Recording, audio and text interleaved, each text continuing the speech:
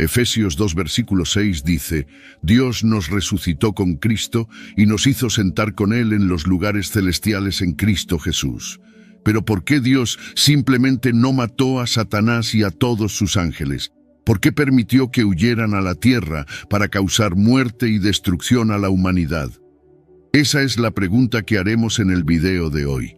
Quédate para las respuestas. La razón principal es porque Dios no puede matar a Satanás ni a sus ángeles, porque fueron creados por Dios y a semejanza de Dios, que es espíritu. Dios es un espíritu, según Juan 4, versículo 24. Entonces, Lucifer y sus ángeles son espíritus y por lo tanto no pueden morir. El hecho de que Satanás esté vivo significa que Dios tiene un propósito específico para él.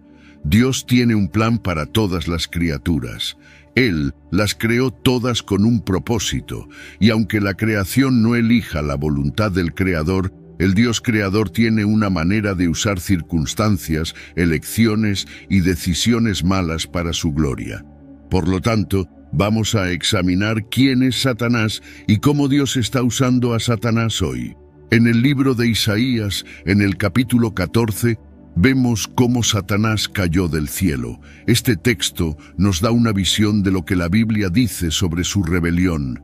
¿Cómo caíste del cielo, oh lucero de la mañana, hijo de la aurora?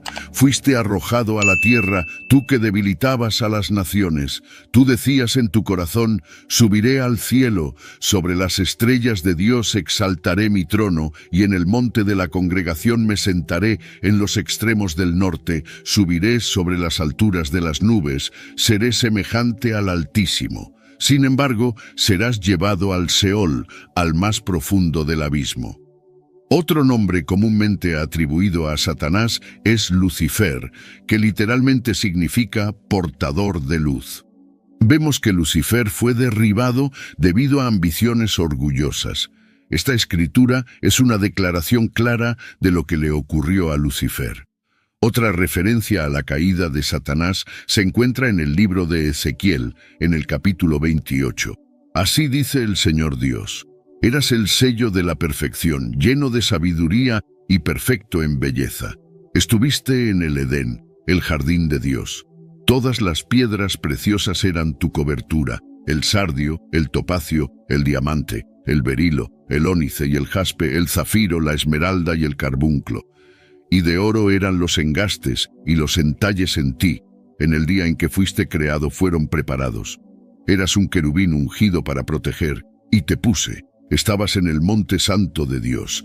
Andabas entre las piedras de fuego. Eras perfecto en tus caminos desde el día en que fuiste creado, hasta que se halló iniquidad en ti. Por la abundancia de tu comercio, te llenaste de violencia en tu medio, y pecaste. Por eso te lancé profanado del monte de Dios, y te destruí, oh querubín guardián, del medio de las piedras de fuego. Tu corazón se ensoberbeció por causa de tu belleza. Corrompiste tu sabiduría por causa de tu esplendor. Te lancé por tierra, te expuse ante los reyes para que te contemplen. Ezequiel habla aquí de un ser perfecto que fue creado por Dios para ser bello y precioso. Pero entonces algo ocurrió. La injusticia fue encontrada en ese ser, él pecó, y por causa de ese pecado, Dios lanzó al ser fuera del paraíso. Esta es una segunda referencia a la caída de Satanás. Él cayó porque había una semilla de desconfianza en él. Algo orgulloso estaba creciendo dentro de él, algo que Dios no podía permitir en el cielo. La realidad es esta. Satanás era un ángel de alto rango en el cielo. Cayó tan lejos que se convirtió no solo en Satanás, el caído, sino también en Satanás, el tentador. Tan arrogante en sus caminos que no pudo evitar guiar a otros al error, así como él se desvió. Satanás también es un acusador, como se ve en el libro de Zacarías, en el capítulo 3, donde tenemos una imagen clara de Josué delante de Dios, con Satanás a su derecha trayendo acusaciones contra él. En el Nuevo Testamento vemos que Satanás todavía atormenta a la humanidad. Incluso el Señor Jesucristo fue tentado por Satanás durante 40 días en el desierto. Más tarde en su ministerio, Jesús hace una declaración que confirma la visión del Antiguo Testamento sobre el origen de Satanás cuando, en Lucas 10, versículo 18, afirma que vio a Satanás caer como un rayo del cielo. Un ejemplo se encuentra en 2 Pedro 2, versículo 4.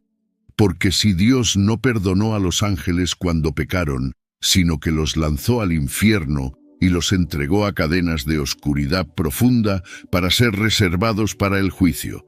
Judas dice, en el primer capítulo de su carta, y a los ángeles que no guardaron su estado original, sino que abandonaron su propia morada, Él los ha guardado en prisiones eternas bajo oscuridad profunda, hasta el juicio del gran día.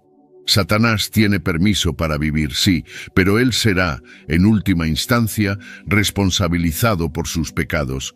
Esto nuevamente nos da cierta claridad sobre por qué Dios no puede matar a Satanás y a sus ángeles caídos. No sería justo matar a un criminal antes de un juicio justo. Dios está esperando el juicio del mundo, donde todos serán juzgados y recompensados de acuerdo con sus obras. Para responder a la pregunta en cuestión, primero debemos analizar quién es realmente Dios. El hecho es que ciertos atributos sagrados de Dios lo hacen actuar de cierta manera. Además, como Dios es siempre el mismo, nunca cambia. Si logramos descubrir quién es, entonces podemos entender de manera confiable por qué hace lo que hace. Las acciones de Dios siempre son una manifestación de su naturaleza. En otras palabras, lo que Dios hace proviene de quién Él es. La primera cosa que debemos recordar al hacer esta pregunta es que Dios es todopoderoso. De hecho, no puede haber desafío a su autoridad, pues Él tiene todo el poder del universo a su disposición. Si lo piensas bien, tiene total sentido. Nada de lo que es creado puede ser mayor que su creador. Si Dios realmente creó a todos los seres y todas las cosas, como afirma la Biblia, entonces es obvio que ninguno de sus seres creados puede ascender a una posición de autoridad superior a Él. Un malentendido común sobre Satanás es que Él es el enemigo supremo de Dios. Hay quienes creen que Satanás y Dios están atrapados en un enfrentamiento por el universo. Hay quienes creen que Dios solo logró defender el cielo al expulsar a Satanás y sus demonios. Es un gran error pensar de esa manera. Dios no tiene rival, nadie se acerca a Él en poder, ni siquiera Satanás. La batalla por el cielo, desde la perspectiva de Dios, no fue una batalla de hecho. No había posibilidad de que Satanás ganara contra el Creador todopoderoso del cielo y de la tierra. El evento está registrado en Apocalipsis capítulo 12, versículos 7 a 9. Entonces hubo una guerra en el cielo. Miguel y sus ángeles lucharon contra el dragón, y el dragón y sus ángeles lucharon. Pero él fue derrotado, y no hubo más lugar para ellos en el cielo. Y el gran dragón fue arrojado fuera, aquella antigua serpiente llamada Diablo y Satanás, que engaña a todo el mundo. Fue arrojado a la tierra, y sus ángeles fueron arrojados con él. Y oí una gran voz en el cielo diciendo: Ahora ha llegado la salvación, el poder y el reino de nuestro Dios, y la autoridad de su Cristo, porque el acusador de nuestros hermanos ha sido arrojado fuera, aquel que los acusa día y noche ante nuestro Dios. Y ellos lo vencieron por la sangre del Cordero y por la palabra de su testimonio, pues no amaron sus vidas hasta la muerte. Hay algo hermoso en la naturaleza de Dios, en el hecho de que Él no mata a Satanás inmediatamente. Este acto de misericordia muestra que Dios ama a sus criaturas, incluso cuando ellas no lo aman de vuelta. La segunda cosa que debemos entender sobre quién es Dios es que Él es omnisciente. Todos los pequeños y aparentemente insignificantes detalles del universo son conocidos íntimamente por Dios. No hay excepción a esta afirmación.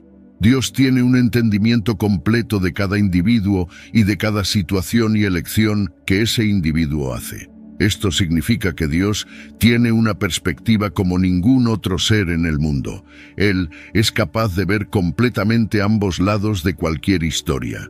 La Biblia dice muy poco sobre por qué Satanás hizo lo que hizo. Dice que se volvió celoso y orgulloso de Dios.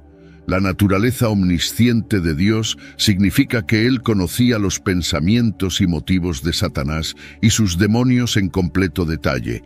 Él entendía completamente por qué Satanás hizo lo que hizo. Esto, una vez más, nos muestra un aspecto increíble de la naturaleza de Dios: compasión. Un padre no castiga a un hijo si entiende por qué el hijo hizo lo que hizo. Un padre amoroso da a sus hijos repetidas oportunidades de corregir lo que hicieron mal. Una de las razones por las cuales Dios no puede matar a Satanás y sus seguidores es que Él entiende completamente por qué Satanás hizo lo que hizo. Para nosotros puede parecer una locura, pero Dios sabía por qué Satanás se rebeló y tuvo compasión por él. Esto significa que, aunque no entendamos por qué Dios permite que Satanás y sus ángeles permanezcan en existencia, Dios lo entiende.